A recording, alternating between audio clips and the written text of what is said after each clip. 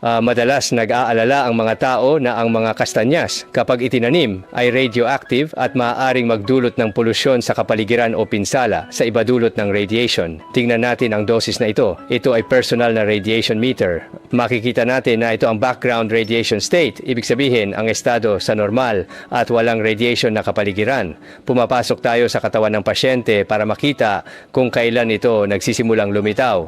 Habang naglalakad dito, ang kirot ng tiyan ay hindi pa rin gaanong halata. Napakaliit ng pulso. Maaaring tumunog ang alarma kung malapit ka sa pasyente. Ang alarma ay nangangahulugan na mayroong malinaw na nakakalat na radiation at dapat tayong magpatuloy sa paglapit.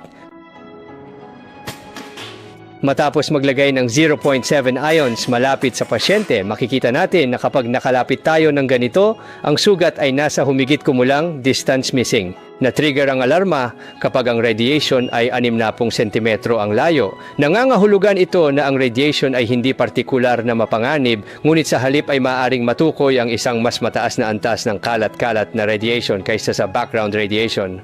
Magdudulot ba ng pinsala sa mga tao ang estadong ito? Walang magiging epekto sa panandaliang panahon dahil matagal bago maipon ang isang tiyak na dosis. Kung walang mangyayaring akumulasyon, ang radiation ay talagang ligtas. Alam mo, walang anuman dito. Wala itong ibig sabihin. Pumasok na ito sa isang lokal na estado, ibig sabihin ay wala ni isang piraso ng radiation ang makakarating dito.